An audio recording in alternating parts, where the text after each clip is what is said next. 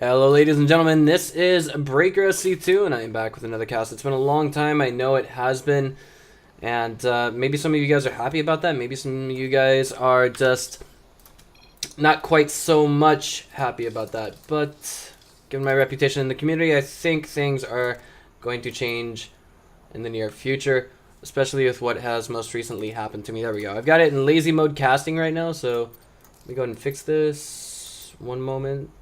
There we go. This is my casting setup, put very simply, very bluntly. Let me go ahead and fix one last thing. That's actually going to be... Here we go. There we go. Alright, so, in the... what appears to be 3 o'clock position, we've got Dipwood, our Reddit uploader, and his opponent in the lower left-hand corner. Roughly the 8 o'clock position, it's going to be from X Game, MarineKing. I'm sure he's just a MarineKing fan. Fun fact of the day, MarineKing himself actually named himself after Boxer in his first ever GSL Grand Finals. Excuse me, I believe that was the first season where he was actually competing there. And let me get the music hopping for us. There we go.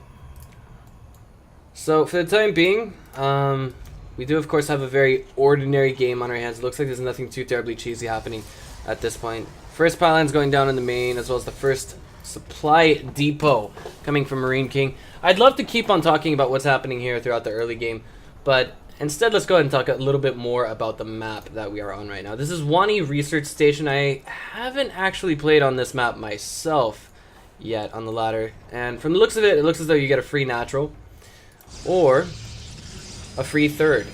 Why do I say a natural or third? Because it's entirely up to the user's choice whether they go for this as their natural or this as their third, or this as their natural, and this as their third. Now there are certain advantages and disadvantages that come with it, but I feel like this map screams taking the expo in your main, because if you look at the distance that you'd have to cover to get from your main to your natural with this route, it is absurdly long in the way of distance to travel.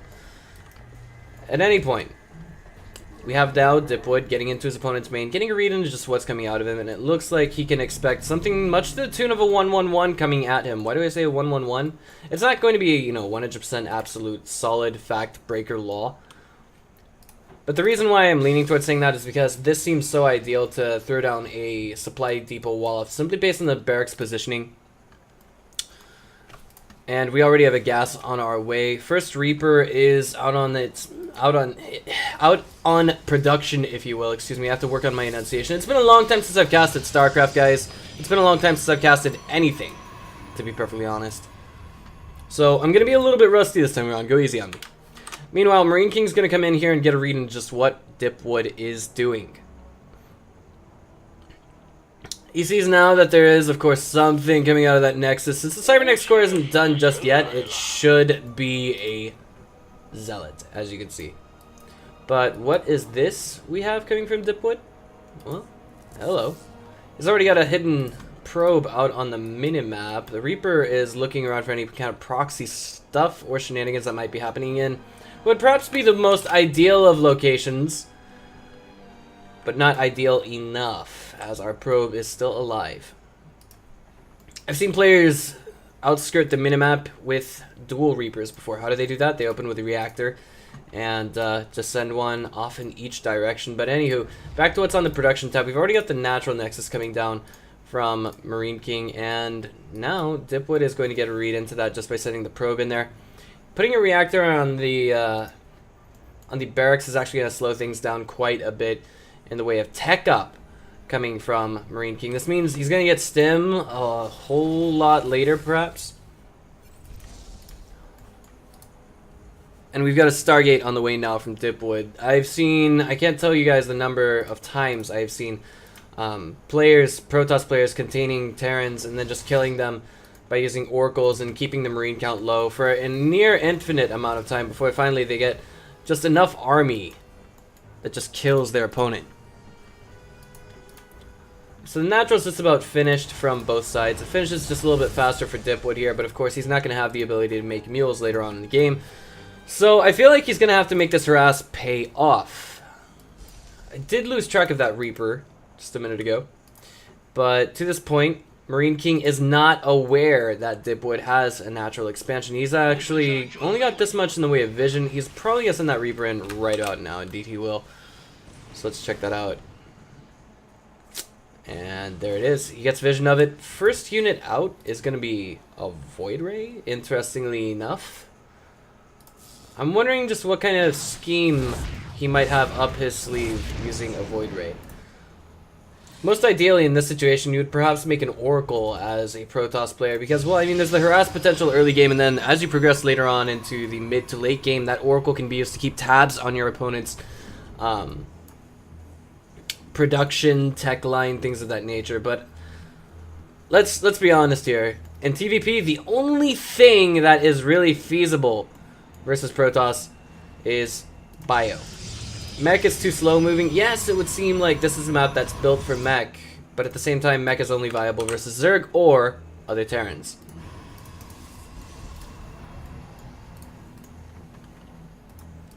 So the game is going to continue building itself up, perhaps into maybe one final dramatic engagement, but I feel like Dipwood's not that kind of Reddit user who would just upload that that dramatic replay, if you will. And we just got MarineKing off of a supply block. He's going to finish up 2 supply depots for the time being. I'm not sure how long he was supply block there, but no, we've got a reactor on the way on that factory. I imagine it's either going to A, be swapped out with a starport based on its location, or B, turned into or used to crank out Widow mines. Not necessarily the most viable option versus Protoss. Does make for a very strong harass potential early game. But it's been a long time since I have observed anything TVP. So here comes the scan, of course, coming now from MarineKing. You can see the Stargate and everything else in between. He's perhaps, you know, maybe a little bit afraid that he might have missed an Oracle coming at him, but I don't think he's got a proper full-blown read into this. He could think, oh, right, well, maybe there is an Oracle nearby. If I'm not mistaken, yes, there is an engineering bay done. The natural here doesn't have a missile turret, but I mean, we're just talking about what MarineKing is thinking that Dipwood is thinking at this point in the game. Mind games, essentially. MarineKing's trying to keep his presence out on the map, scouting for any kind of proxy tech. He probably feels as though something isn't quite right here, but this was a game that was played on the EU server coming from Dipwood. And this is his Diamond League account. There's 3 bunkers going down here, so I mean, that's speaking how much MarineKing feels that this isn't right. Something isn't right here. If you need more than 1 bunker in most situations, you're typically dead, if not on your way to being attacked.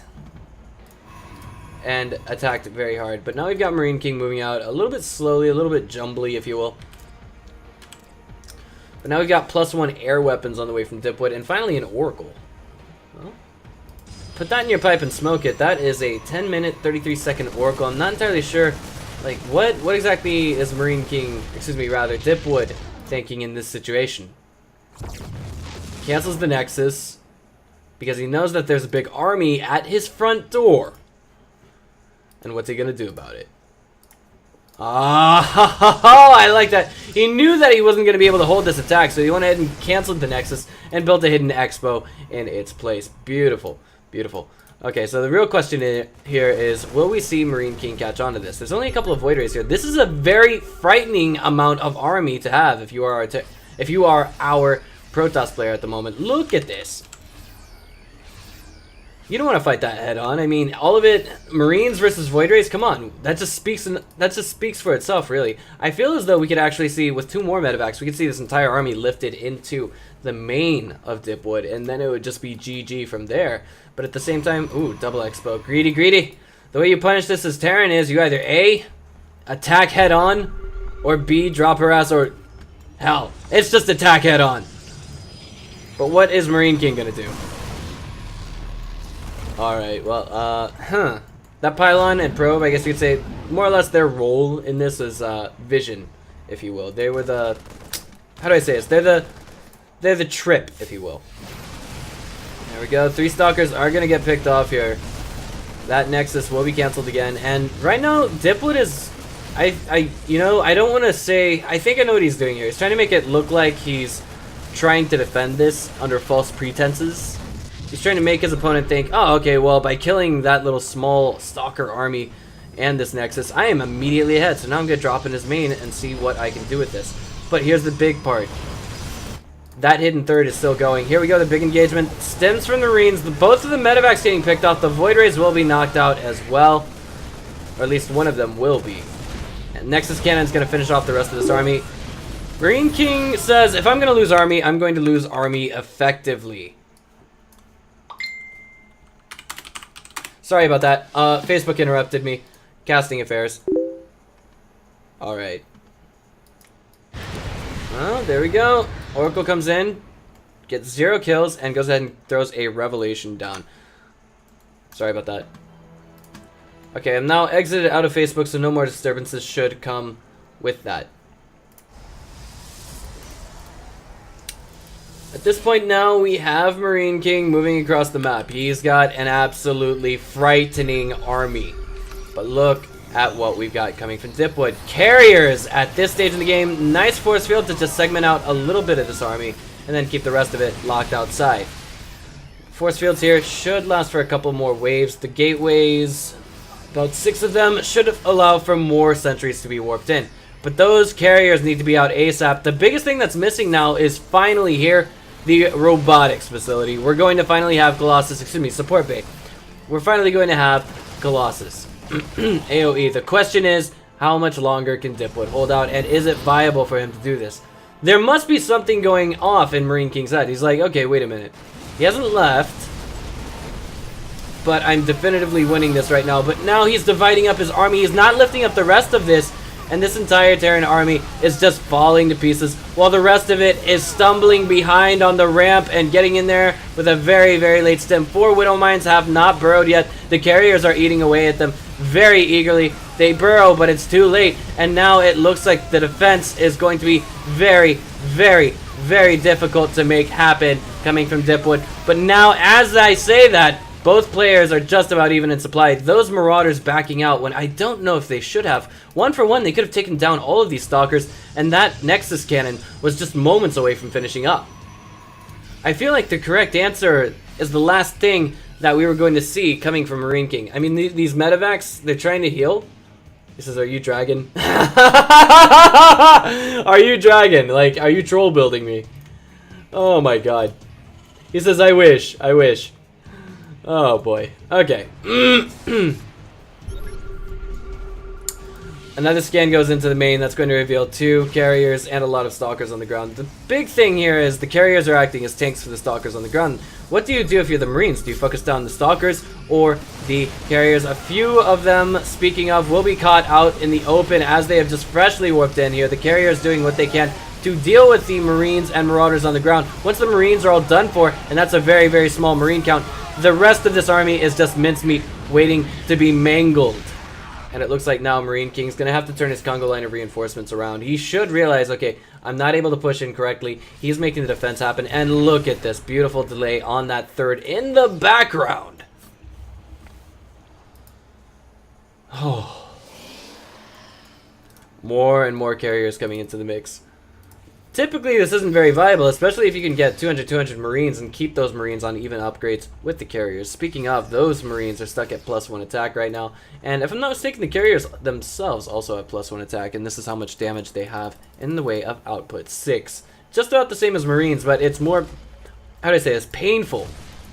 More painstaking, higher DPS to be dealt out by Dipwood's carriers as opposed to MarineKing's Marines at this moment. 3 Zealots are going to make their way to that command center in construction, and a few Marines are going to come back home and save that. Should be dealt with rather adequately. And these 2 Marines are here saying, wait a minute, wait, what happened? We were told there was cake. Well, the cake is a lie. The cake is a lie. Warp Prism has been cut onto, but that's 8 probes inside. I feel like, oh man, there's a scan coming from MarineKing. Where is it, though, is the real question. He must know something is not right here. His opponent has an expo there. Those probes have just dropped, and full saturation now commences. Hidden expo is now, well, third expo is now being retaken. To some extent, this can look viable as a viable first time taking a third expo, if you will. So I think MarineKing here could be legitimately fooled because he saw his opponent was going for 2 base carriers, or what he perceived to be 2 base carriers, when in reality it was 2.5 base carriers. Zealots coming in to harass will be cleaned up themselves now, and the amount of damage that they've dealt to this point in the game has been quite worth. 11 workers killed altogether. The Widow Mines will not be wasted on those Zealot Zoros on the ground. Meanwhile, in the background, we've got Templar coming in, as well as +2 air attack upgrades and Psionic Storm. This is the perfect timing, ideally speaking, for High Templar, because by the time that Psionic Storm upgrade is done, there will be enough energy on them to cast storms. It's all about the positioning game at that moment. There we go. Pylon's going to be knocked out. And that's a lot of Vikings. They are here to deal with the carriers. But the question is, can they? There's a lot of Zealots on the ground. There's 4 carriers here right now at this peculiar moment. Some of them are building interceptors as we speak. And that's a lot of Widow Mines that are going to divide this army out. But is there enough energy for a recall here? Oh man, the main is in a whole lot of trouble. That Templar Archives was just knocked out, and I don't think there's Psionic Storm. We're about to find out. It's done. It finished at the last moment. Beautiful storms on top of all that bio, and the Vikings in the skies. This guy is getting wrecked. Dipwood says, wow. And what is MarineKing going to say is the real question now. A whole bunch of Stalkers warping in here. I think by now, with that huge warp in, MarineKing should know that his opponent was not simply on 2 bases, because the number of gateways that made that warp in possible would be ideal for 3 bases, 3 fully saturated bases. Unless you're stacking a colossal amount of resources. Oh my god, I'm sure MarineKing is saying wow now himself. Okay. Carriers are still out on the map. That he says dat hacker. Dat hacker. Oh my god, wow. The BM is real. The BM is real. He says WTF. Alright, well that third is now about to fall under siege from this entirely too strong Protoss army. Widow Mines are going to burrow here, but I feel like in some ways it's not quite worth. He's delaying some mining time, yes, but there's already a third base that's going to be oversaturated at this location. This third command center, there's no saving it. It lifts off, yes, but the carriers are chasing it down. The Zealots are going to just make mincemeat of those SCVs on the ground, and the base race commences with no medevacs to get those Marines out and alive.